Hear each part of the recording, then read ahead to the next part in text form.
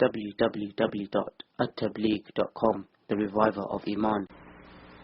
اللہ کے لیے دوستی رکھنے کا مطلب یہ ہے کہ ہم جن سے بھی تعلق رکھیں اللہ کے خاطر رکھیں، اپنے ذاتی اغراض اس میں نہ ہو۔ ذاتی اغراض کا مطلب یہ ہوتا ہے کہ مجھے کسی نے کچھ دیا تو میں اس سے محبت کروں، اور نہ دیا تو میں اس سے دشمنی کروں، یا کم سے کم میں محبت نہ رکھوں، یا اللہ کے لیے محبت نہ ہوئی۔ ایک مسئلہ اور سن لیں، صدقہ میں مقصود اللہ کی رضا ہے۔ صدقہ میں مقصود اللہ کی رضا ہے۔ ہم کسی کو صدقہ دیتے ہیں تو مقصود یہ ہے کہ اللہ راضی ہو جائے، اور ہدیے میں مقصود سامنے والے کی رضا ہے، جس کو ہم دے رہے ہیں اس کی رضامندی مطلوب ہے۔ اور جب صدقے میں اللہ کی رضا مطلوب ہے تو پھر جس کو ہم نے صدقہ دیا، زکوٰۃ دی، عطیہ اور للہ دیا، وہ میری آپ کی تعریف کریں یا نہ کریں اس سے کوئی فرق نہیں پڑتا، اس لیے کہ ہم نے تو اللہ کے خاطر دیا ہے۔ تو اللہ کی رضا مطلوب ہونی چاہیے۔ ہدیے کے اندر مقصود یہ ہے کہ سامنے والا راضی ہو۔ جناب رسول اللہ صلی اللہ علیہ وسلم کا ارشاد ہے، آپ نے فرمایا کوئی معمولی ہدیہ بھی دے تو اس کو حقیر نہ سمجھو، اس لیے کہ اصل محبت ہے، چیز نہیں ہے۔ اصل جو ہے وہ محبت ہے۔ اس نے اپنی محبت کا اظہار کیا۔ بخاری شریف کتاب الجنائز کی روایت ہے کہ ایک عورت آئی اور اس نے ایک چادر لائی، ایک عبا لائی، اور اس کی جو یہ سائڈ کی کریا ہے اس کو اس نے اپنے ہاتھوں سے بنا تھا، منسوج کیا تھا، یعنی اس کی جھالر اپنے ہاتھوں سے بنائی تھی، اور نبی علیہ السلام کی خدمت میں لے کر آئی، اور اللہ کے حبیب پاک صلی اللہ علیہ وسلم کو فرمایا کہ حضرت یہ میں نے خاص آپ کے لیے جو مجھے بہت پیاری تھی وہ چیز میں نے آپ کو ہدیے میں پیش کی۔ تو روایت میں حضرت یوں کر کے لے رہے ہیں، بڑی محبت کے ساتھ، حالانکہ نبی علیہ الصلوۃ والسلام کو کوئی ضرورت نہیں تھی، لیکن اللہ کے حبیب نے یوں جھک کر لیا، امت کو اس بات کی تعلیم دی کہ ہدیے کی قدر کرنا چاہیے، کسی کی معمولی چیز کی بنیاد پر اس کی تحقیر نہیں کرنا چاہیے، اس کو چھوٹا نہیں سمجھنا چاہیے۔ عمومی طور پر عورتوں کا مزاج یہ ہوتا ہے کہ عورتوں کا مزاج کہ اگر کوئی معمولی چیز ہدیہ دیتا ہے وہ یہ سمجھتی ہے کہ یہ تو معمولی چیز ہے، اس میں انہوں نے کیا دیا۔ اور خاص طور پر اسی لیے عورتوں کو مد نظر رکھتے ہوئے جناب رسول اللہ صلی اللہ علیہ وسلم نے فرمایا کوئی بکری کا کھر تو نیچے ہوتا ہے، معمولی ہوتا ہے، کوئی بکری کا کھر بھی تمہیں پیش کرے تو تم اس کو بھی حقیر نہ سمجھو، محبت کی قدر کر لو۔ یہ نبی علیہ الصلوۃ والسلام نے امت کو تعلیم دی۔ تو بہرحال ہمیں کسی سے بھی محبت ہو تو اللہ کے خاطر محبت ہونی چاہیے۔ حضرات صحابہ کرام نے نبی کریم صلی اللہ علیہ وسلم سے محبت رکھی، اور ایک روایت میں ہے سبعۃ یظلھم اللہ یوم لا ظل الا ظل عرش الرحمن، 7 قسم کے لوگ وہ ہیں کہ جب کوئی سایہ نہیں ہوگا اللہ اپنے عرش کے سائے میں رکھے گا۔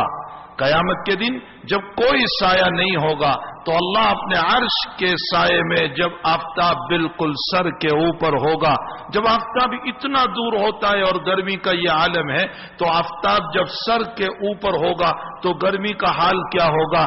اس وقت کوئی ایئر کنڈیشن کمرہ نہیں ہوگا، اللہ اس موقع پر اپنے ایئر کنڈیشن میں رکھے گا، اور اللہ کا ایئر کنڈیشن اللہ کے عرش کے نیچے کی جگہ ہے۔ فرمایا میں میرے عرش کے نیچے رکھوں۔ کون لوگ ہیں وہ؟ اس میں ایک وہ آدمی تحابا فی اللہ وابغضا فی اللہ، جنہوں نے اللہ کے لیے محبت رکھی، اللہ کے لیے دشمنی رکھی، ذاتی اغراض کی بنیاد پر نہیں۔ میری آپ کی محبتیں بھی ذاتی اغراض کی بنیاد پر ہیں، اور میری آپ کی دشمنیاں بھی ذاتی غرضوں کی بنیاد پر ہے۔ حقیقت یہ ہے کہ ہمیں یہ دونوں چیزیں اللہ کے خاطر ہونی چاہیے۔ تو تحابا فی اللہ وابغضا، جس نے اللہ کے خاطر محبت رکھی اور اللہ کے خاطر دشمنی رکھی، اللہ اس کو اپنے عرش کے سائے میں رکھے گا۔ دوسرا کون ہے؟ فرمایا شاب نشأ فی عبادت اللہ تعالی، بہت سارے جوان بیٹھے ہوئے ہیں، اس روایت سے بشارت حاصل کریں، خوشخبری حاصل کریں۔ اللہ کا نبی کہتا ہے جس جوان کی جوانی اللہ کی یادوں میں گزری، اللہ اس کو اپنے عرش کے نیچے جگہ عطا کرے گا۔ میرے بھائیوں، اس کا یہ مطلب نہیں ہے کہ میرا جوان تسبیح لے کر یہیں بیٹھا رہے، مسجد میں جاب نہ کریں، کام پہ نہ جائیں، دکان پہ نہ جائیں، یہ مطلب نہیں۔ اللہ کی یاد میں زندگی گزارنے کا مطلب یہ ہے اللہ کے فرائض کو ادا کریں، نمبر 1، اور نمبر 2 حلال کھانے کا اہتمام کریں، اور نمبر 3 ہر وقت اس کو دین کی فکر ہو کہ میں دین کے کسی مسئلے کو نہ چھوڑوں۔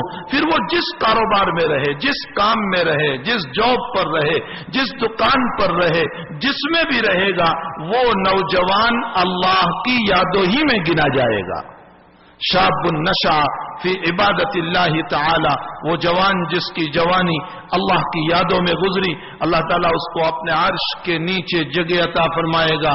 تیسرا کون؟ فرمایا جس کو حسن و جمال والی عورت نے دعوت دی سامنے سے اور بلایا، آجا آجا میں تجھ کو دعوت دے رہی ہوں، اپنی خوبصورتی سے اپنی طرف سے لبھا کر کے خود بلا رہی ہے، اور آپ نے صرف اس لیے منع کر دیا، اللہ مجھ کو منع کر رہا ہے، میں اس عمل کی طرف نہیں آ سکتا، یہ حرام ہے، یہ ناجائز ہے، مجھے میرے رب نے اس سے منع کیا ہے۔ اللہ قیامت کے دن اپنے عرش کے نیچے اس کو جگہ عطا کرے گا۔ میرا ذہن قرآن کریم کے 2 واقعے کی طرف گیا، بہت غور سے ایک اصول سمجھے، ایک ضابطہ سمجھے۔ اللہ تعالیٰ نے قرآن کریم میں آدم علیہ السلام کے 2 بیٹوں کا واقعہ ذکر کیا، قابل اور حابل۔ ایک لڑکی سے نکاح کے بعد میں دونوں بھائیوں کا جھگڑا ہوا۔ قابل کا نکاح شریعت آدم پر جائز نہیں تھا اور حابل کا نکاح اس سے جائز تھا، لیکن قابل اس کو پسند کرتا تھا۔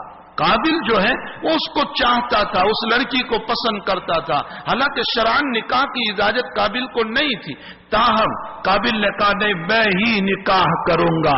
حابل نے کہا ابا کی شریعت پر تیرا نکاح نہیں ہو سکتا ہے۔ پھر دونوں بھائیوں نے قربانی پیش کی اللہ کے دربار میں کہ جس کی قربانی قبول ہو جائے وہ اس سے نکاح کرے گا۔ تو حابل کی قربانی قبول ہو گئی، آگ نے آ کر جلا دیا۔ قابل کی قربانی قبول نہ ہوئی، ویسے ہی پڑی رہی۔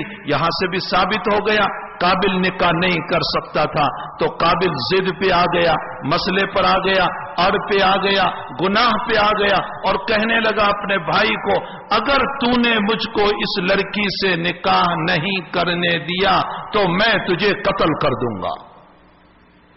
وَاتْلُ عَلَيْهِمْ نَبَأَ ابْنَيْ آدَمَ بِالْحَقِّ إِذْ قَرَّبَا قُرْبَانًا فَتُقُبِّلَ أَحَدُهُمَا وَلَمْ يُتَقَبَّلْ مِنَ الْآخَرِ قَالَ لَأَقْتُلَنَّكَ قَالَ إِنَّمَا يَتَقَبَّلُ اللَّهُ مِنَ الْمُتَّقِينَ لَئِن بَسَطتَ إِلَيَّ يَدَكَ لِتَقْتُلَنِي مَا أَنَا بِبَاسِطٍ يَدِيَّ إِلَيْكَ لِأَقْتُلَكَ إِنِّي أَخَافُ اللَّهَ۔ فرمایا حابل نے کہ تو نے اگر مجھ کو قتل کے لیے ہاتھ بڑھایا تو بھی میں تجھے کچھ نہیں کروں گا، میں اللہ سے ڈرتا ہوں۔ نتیجہ یہ ہوا قابل نے اپنے بھائی حابل کو قتل کر دیا۔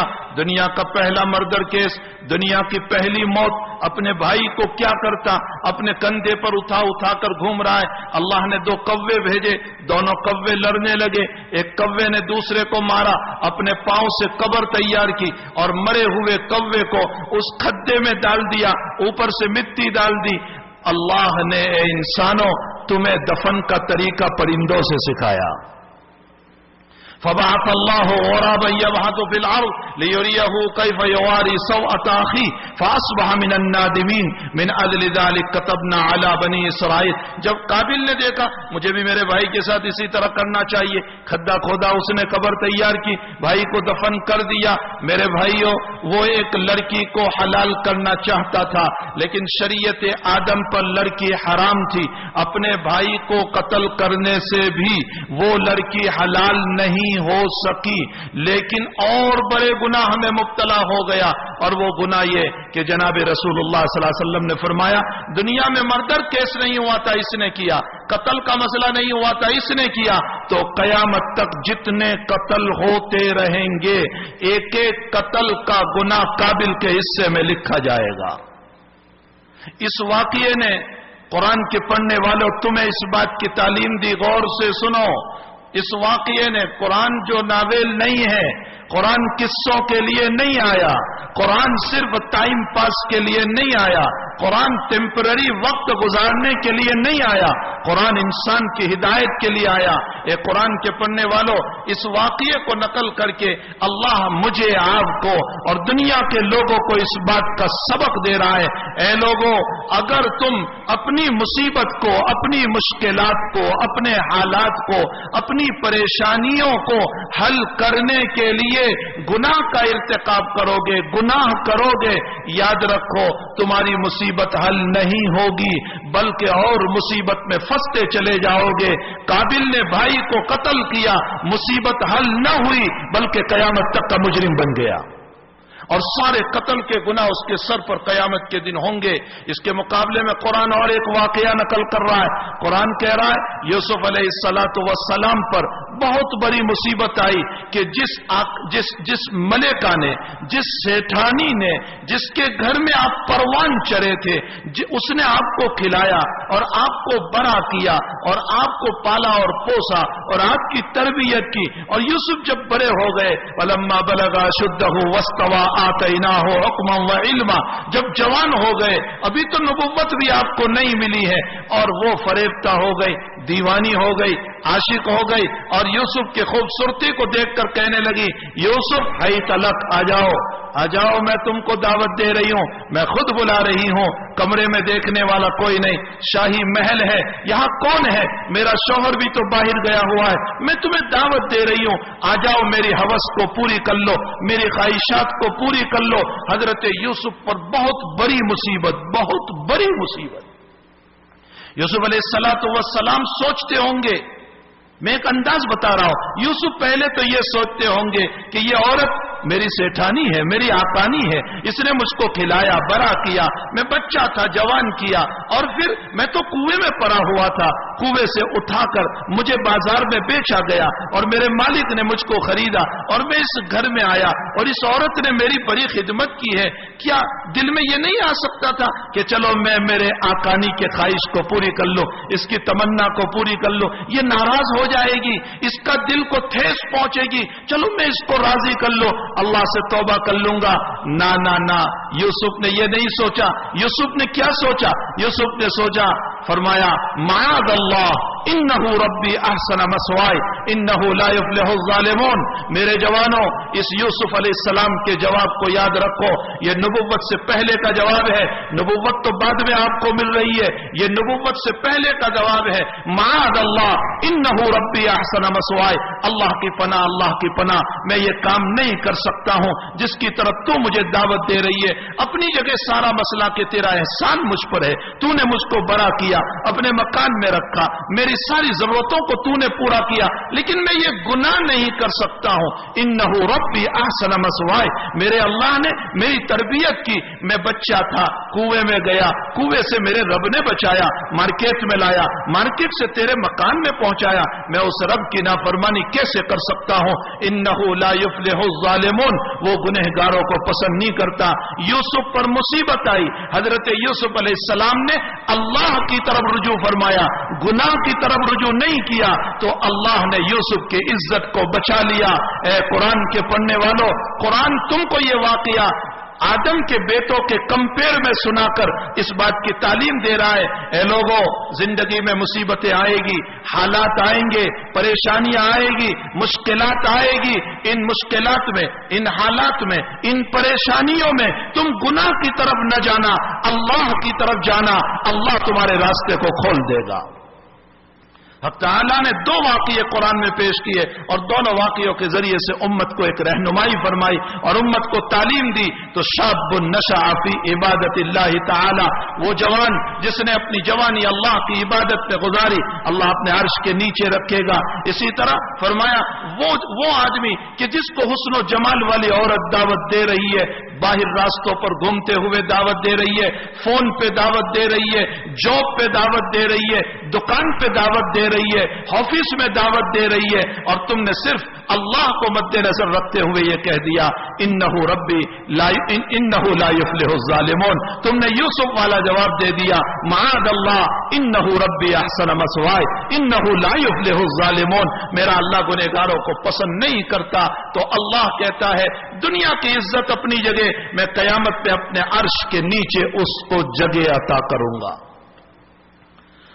اور اس کے علاوہ فرمایا ایک وہ آدمی ہے کہ جو تنہائیوں میں بیٹھا اپنے گناہ کو یاد کیا، خلوت میں بیٹھ کر اپنے گناہ کو یاد کر رہا ہے اور آنکھوں سے آنسو جاری ہے، ففاضت عیناہ خالیہ، اس کی آنکھوں سے آنسو بہ رہے اور تنہائی میں بیٹھ کر رو رہا ہے۔ اللہ کہتا ہے میں ایسے انسان کو بھی میرے عرش کے نیچے جگہ عطا کروں گا۔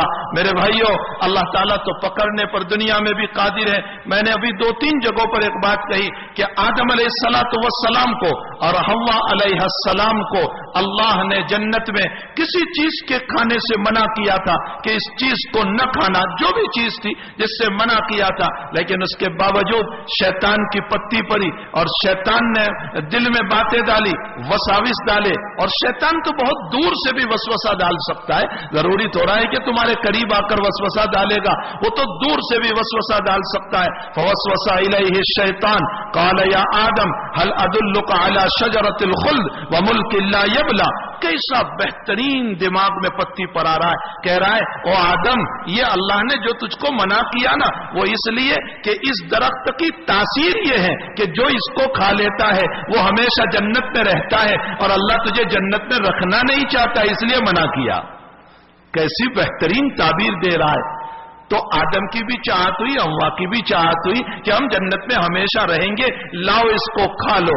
اللہ کا جو حکم تھا تھوڑی دیر کے لیے ذہن سے اور دماغ سے اوجھل ہو گیا اور اس چیز کو کھا لیا۔ قرآن کریم گواہ ہے اس بات کے اوپر۔ اللہ کہتا ہے میں نے اسی وقت ان کے کپڑوں کو اتار دیا، ان کے کپڑے اتر گئے، برہنہ ہو گئے، اور پھر وہ اپنے سطر کو چھپانے کے لیے فطفقا یخصفان علیہما من ورق الجنہ، وہ اپنے بدن کے اوپر پتے، جو درخت کے پتے تھے، وہ چپکانے لگے۔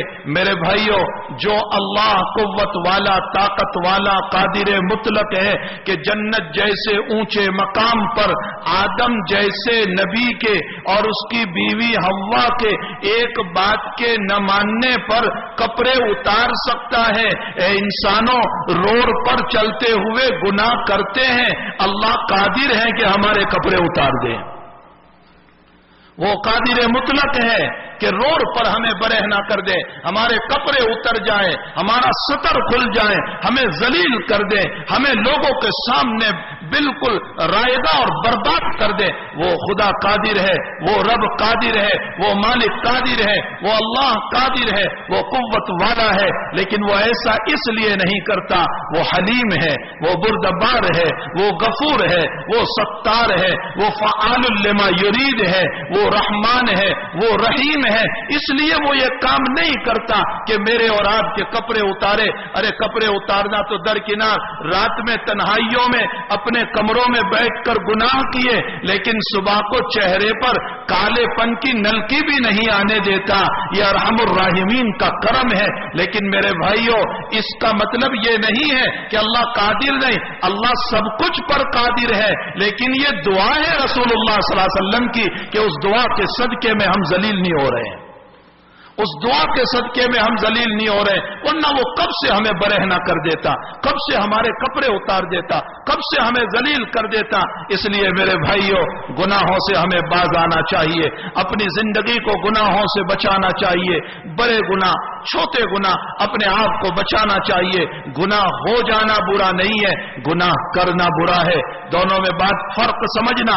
گناہ ہو جانا بشری تقاضا ہے، گناہ کرنا شیطانی تقاضا ہے، جان بوجھ کر گناہ کرنا، گناہ کی طرف دوڑنا، بالقصد گناہ کرنا، ارادوں سے گناہ کرنا، یہ شیطانی تقاضا ہے۔ اور گناہ ہو گیا، چلتے ہوئے کہیں نظر اٹھ گئی، دل میں کوئی خیال سا گزر گیا، یہ گناہ ہو جانا یہ بشری تقاضا ہے، ہو سکتا ہے، انسان ہے، بشر ہے، یہ ہو سکتا ہے۔ تو میرے بھائیوں، ہمیں چاہیے کہ اللہ کے لیے محبت رکھیں اور اللہ کے لیے دشمنی رکھیں۔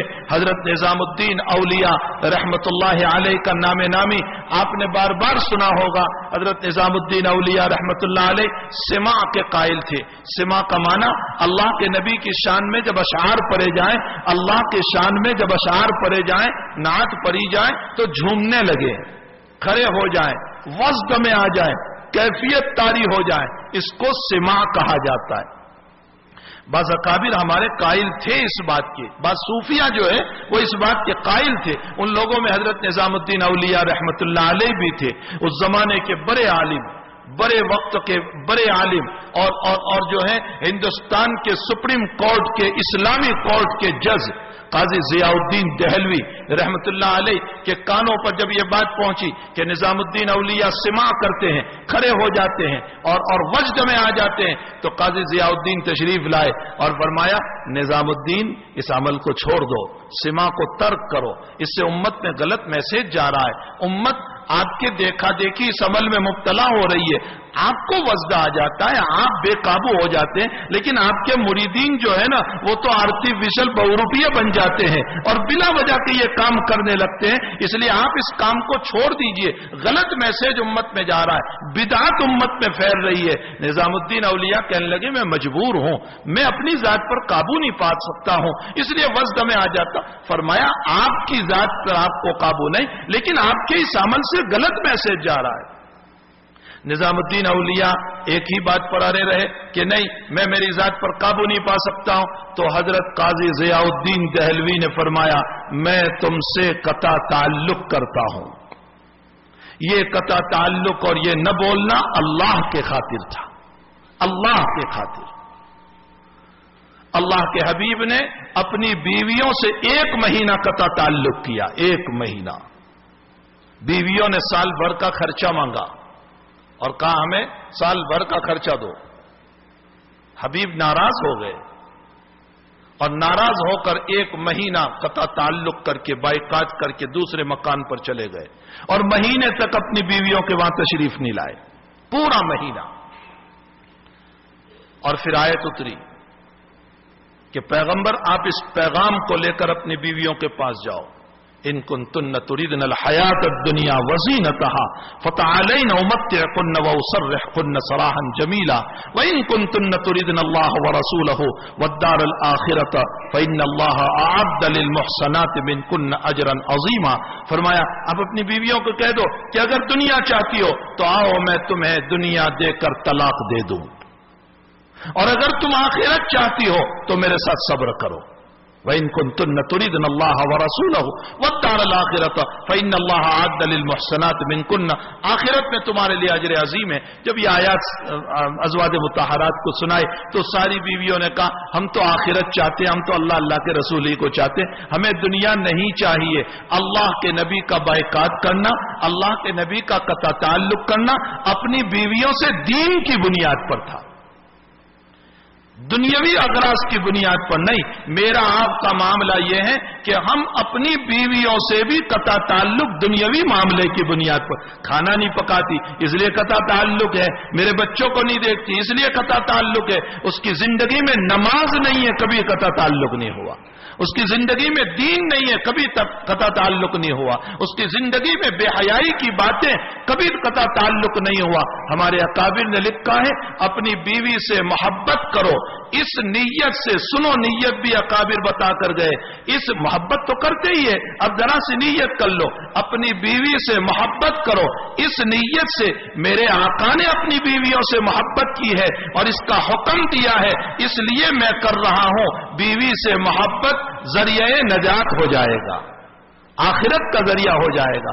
احب للہ ہو گیا. بچوں سے محبت کرو، نواسوں سے محبت کرو، یہ نیت کرتے ہوئے کہ میرے نبی نے اپنی اولاد سے محبت کی، اپنے نواسوں سے محبت کی، اس لیے میں ان سے محبت کر رہا ہوں. یہ محبت ذریعہ نجات اور ذریعہ آخرت بن جائے گا، آخرت میں نیکی کمانے کا ذریعہ بن جائے گا. تو قاضی ضیاء الدین نے فرمایا میں قطع تعلق کرتا ہوں تم سے. اب بیمار پڑے. قاضی ضیاء الدین دہلوی آخری بیماری ہے جس میں آپ کی موت ہوئی. نظام الدین اولیاء کو پتہ چلا، عیادت کے لیے تشریف لائے. اطلاع دی گئی کہ نظام الدین اولیاء تشریف لائے. بہت بڑے آدمی تھے حضرت نظام الدین اولیاء رحمت اللہ علیہ. تو فرمایا تشریف لائے ہیں. تو قاضی ضیاء الدین نے فرمایا میں مرنے سے پہلے بدعتی کا چہرہ دیکھنا نہیں چاہتا، وہ میرے پاس نہ آئے، ان کو کہہ دو واپس ہو جائیں، میری عیادت کی کوئی ضرورت نہیں. یہ اللہ کے خاطر تھا. تو نظام الدین اولیاء نے باہر سے کہلوایا کہ حضرت کو کہو نظام الدین اپنے عمل سے توبہ کر کے آیا ہے، میں نے اس عمل کو چھوڑ دیا. جو سمع کا مسئلہ تھا اس کو چھوڑ دیا اور میں نے اس سے توبہ کر لی. تو قاضی ضیاء الدین دہلوی نے اپنا امامہ سر سے اتارا اور بچھوایا اور فرمایا جو نبی کی سنت پر ہوگا وہ میرے امامے پر چلے گا. ان کو کہیں کہ میرے امامے پر چل کر آئے. تو نظام الدین اولیاء نے وہ امامہ اٹھا لیا, اپنے سر پر باندھ لیا اور فرمایا میرے لیے دستار فضیلت ہو گئی, یہ آدمی اللہ کے پاس جائے گا, میں قیامت میں اللہ کو کہوں گا اے اللہ ضیاء الدین گواہ ہے, میں نے بدعت کو چھوڑا تھا اور سنت پر آیا تھا, یہ میرے لیے گواہی ہو جائے گی. تو میرے بھائیوں, قاضی ضیاء الدین کی محبت بھی اللہ کے خاطر اور دشمنی بھی اللہ کے خاطر.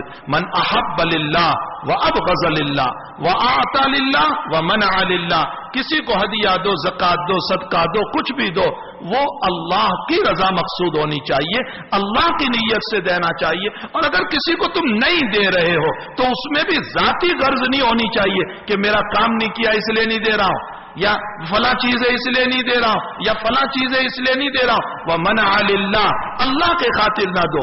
اللہ کے خاطر نہ دینے کا مطلب وہ اسراف کرتا ہے, وہ فضول خرچی کرتا ہے, وہ حرام کام میں استعمال کرتا ہے, وہ زنا میں جاتا ہے, وہ ڈرگس میں جاتا ہے, وہ کسینوں میں جاتا ہے, اس لیے میں اس کو نہیں دیتا ہوں. فرمایا جس میں یہ 4 عمل ہوں گے, نبی علیہ السلام فرماتے فقد استکمل الایمان, اس کا ایمان مکمل ہو گیا. ابو بکر ابن عربی شارح بخاری رحمت اللہ علیہ نے اس حدیث کے ذیل میں ایک جامع بات لکھی ہے, وہ میں نقل کر دوں. ابو بکر رحمت اللہ علیہ فرماتے ہیں کہ اس روایت میں نبی بتاتے ہیں تمہارا ہر عمل اور ہر کام اللہ کے لیے ہونا چاہیے, نفس کے لیے نہیں ہونا چاہیے. اللہ کے لیے ہو, اپنے نفس کے لیے نہ ہو. اللہ تعالی ہم تمام کو اس حدیث شریف پر عمل کی توفیق عطا فرمائے. اللہم صل وسلم دائما ابدا علی حبیبک خیر الخلق کلہم. ربنا آتنا فی الدنیا حسنہ وفی الآخرۃ حسنہ وقنا عذاب النار. وفقنا لما تحب وترضى من القول والعمل وجنبنا الفواحش والمعاصی والخطایا والزلل. اللہم آثرنا واغفرنا واصلح لنا شأننا كله. اللهم ربنا تقبل منا إنك أنت السميع العليم وتب علينا يا مولانا إنك أنت التواب الرحيم. وصلى الله على النبي الكريم برحمتك يا أرحم الراحمين.